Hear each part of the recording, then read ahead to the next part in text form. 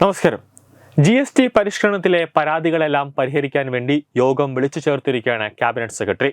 വസ്ത്ര മേഖലയിലുള്ളവരും cycle നിർമ്മാതാക്കളും insurance രംഗത്തുള്ളവരും പരാതി ഉന്നയിച്ച് രംഗത്ത് വന്നിട്ടുണ്ട്.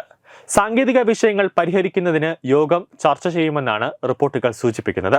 നാളെ വിവിധ മന്ത്രാലയ സെക്രട്ടറിമാരുടെ യോഗമാണ് വിളിച്ചിട്ടുള്ളത്.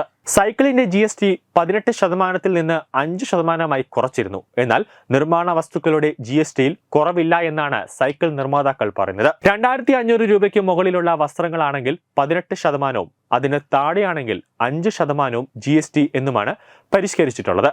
എന്നാൽ വസ്ത്രനിർമ്മാണത്തിലുള്ള ഫാബ്രിക്കിന് 5% GST എന്നത് ഇതൊരു സാങ്കേതിക തടസ്സങ്ങൾ ഉണ്ടാക്കുമെന്നാണ് വസ്ത്ര വ്യാപാരികൾ പറയുന്നത്.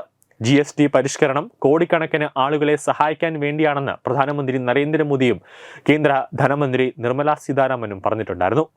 ഇന്ത്യൻ സമ്പദ് വ്യവസ്ഥയെ ഉത്തേജിപ്പിക്കാനാണ് GSTയിൽ പരിഷ്കരണം കൊണ്ടുവന്നതെന്നും ഇതോടെ നികുതിയിൽ വൻ ഇളവുകൾ വന്നുവെന്നും കോൺഗ്രസ് സർക്കാർ ജനങ്ങൾക്ക് മേൽ നിരവധി നികുതികൾ ചുമത്തി, എന്നാൽ NDA സർക്കാർ നിത്യോപയോഗ സാധനങ്ങൾക്ക് നികുതി കുറച്ചെന്നാണ് കേന്ദ്ര സർക്കാർ പറയുന്നത്. GST പരിഷ്കരണം സാധാരണക്കാരെ സംബന്ധിച്ചിടത്തോളം വലിയൊരു ഗുണകരമാകും എന്ന കാര്യത്തിൽ യാതൊരു സംശയവുമില്ല. ആരോഗ്യ ഇൻഷുറൻസ് നികുതി കുറച്ചും GST പരിഷ്കരണത്തോടെ ജനങ്ങളുടെ ജീവിത നിലവാരം വർദ്ധിക്കും. മാത്രമല്ല, രാജ്യത്ത് ഉപയോഗവും വളർച്ചയും കൂടും.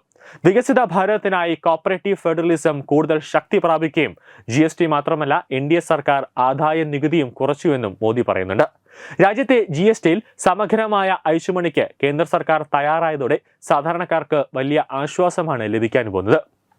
നിത്യോപയോഗ സാധനങ്ങളുടെയെല്ലാം നികുതിയിൽ വലിയ ഇളവാണ് GST കൗൺസിൽ യോഗത്തിന് ശേഷം ധനമന്ത്രി നിർമ്മല സീതാരാമൻ പ്രഖ്യാപിച്ചത്. പാലിനും ജീവൻ രക്ഷാ മരുന്നുകൾക്കുമടക്കം വലിയ നികുതി ഇളവ് ലഭിക്കും. എന്നാൽ സിഗരറ്റിനും പാൻ മസാല ഉത്പന്നങ്ങൾക്കും ആഡംബര സാധനങ്ങൾക്കും വില കൂടുകയും ചെയ്യും. വ്യക്തിഗത ലൈഫ് ഇൻഷുറൻസ്, ആരോഗ്യ ഇൻഷുറൻസ് എന്നിവയെ GSTയിൽ നിന്നും ഒഴിവാക്കിയിട്ടുണ്ട്. മോട്ടോർ സൈക്കിളിനും ചെറിയ കാറിനും വില കുറയും. 33 ജീവൻ രക്ഷാ മരുന്നുകൾക്ക് നികുതിയില്ല. സിമന്റ്, മാർബിൾ, ഗ്രാനൈറ്റ് എന്നിവയുടെ വിലയും കുറയും. അതുകൊണ്ട് തന്നെ വലിയ രീതിയിൽ കഴിഞ്ഞ ദിവസം വരെ ഈ വീട് നിർമ്മാണ മേഖലയിൽ അടക്കം വലിയ പ്രതിസന്ധി ഉണ്ടായിരുന്നത് നിർമ്മല സീതാരാമൻ പ്രഖ്യാപിച്ച ഈ GSTയുടെ ഇളവോടുകൂടി ഒരു വലിയൊരു മാറ്റം തന്നെ നിർമ്മാണ മേഖലയിലടക്കം വന്നിട്ടുണ്ട് എന്നത് ഒരു ആശ്വാസകരമായ ഒരു കാര്യമാണ്. കൂടാതെ നിത്യോപയോഗ സാധനങ്ങളടക്കം ഉപ്പ് മുതൽ കർപ്പൂരം വരെ ഉള്ള എല്ലാ സാധനങ്ങൾക്കും ഒരു വിലയിൽ ഇളവ്, GSTയിൽ ഒരു ഇളവ് വന്നതോടുകൂടി സാധാരണക്കാരെ സംബന്ധിച്ചിടത്തോളം കൂടുതൽ പണം അവർക്ക് വിപണിയിലേക്ക് ചെലവഴിക്കാൻ സാധിക്കുമെന്നതും മറ്റൊരു പ്രധാനപ്പെട്ട ഒരു കാര്യമാണ്.